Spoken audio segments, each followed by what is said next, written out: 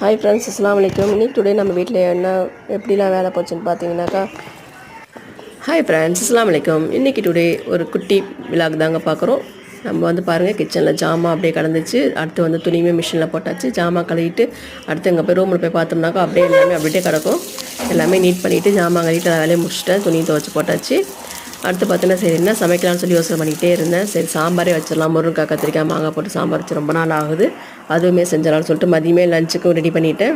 Night டின்னருக்குமே அதுவே தான். டின்னருக்கு வந்து தோசை சப்பாத்தி அது மாதிரி போட்டுக்குவோம். சகருக்குமே சாம்பாரே வச்சாச்சு. குட்டி குட்டி மீன் தாங்க வந்துருச்சு, கிழிச்ச மீன் சொல்லிவிட்டு அதுவுமே வாங்கி அதுவுமே ரெடி பண்ணி வச்சுட்டேன். இந்த சாம்பாருக்கு மீன் வறுவல் நல்லா தான் இருக்கும். குட்டி குட்டி மீன் தான். நம்ம ஊர் சைடெலாம் ஃப்ரெஷ்ஷாக மீன் கிடைக்கும். அதனால் மீன்காரங்க வந்தாங்கன்னா கண்டிப்பாக வாங்கியே ஆகணுன்றுவாங்க. மீன் சூப்பராக இருக்குது, நம்ம பேசியே மயக்கி அதை வாங்க வச்சுருவாங்க அந்த மாதிரி மீன்காரவங்க. உங்களுக்கெலாம் யாருக்கெல்லாம் இந்த மாதிரி முருங்கைக்காய் கத்திரிக்காய் மாங்காய் போட்டு சாம்பார் பிடிக்குன்னு கமெண்ட்ஸில் சொல்லுங்கள். எனக்குலாம் ரொம்ப பிடிக்கும். இன்றைக்கி நைட் டின்னருக்கு சகருக்கு எல்லாமே வேலை முடிஞ்சிருச்சு. கொஞ்சம் மீன் வறுத்துட்டு கொஞ்சம் மீன் எடுத்து வச்சுட்டேன். சகர் டைமில் நம்ம வறுத்துக்கலாம்னு சொல்லிவிட்டு இன்றைக்கி நம்ம வீட்டில் எப்படி தான் வேலை போச்சு, உங்கள் வீட்டில் எப்படின்னு சொல்லி கமெண்ட்ஸில் சொல்லுங்கள். என்னோடய வீடியோ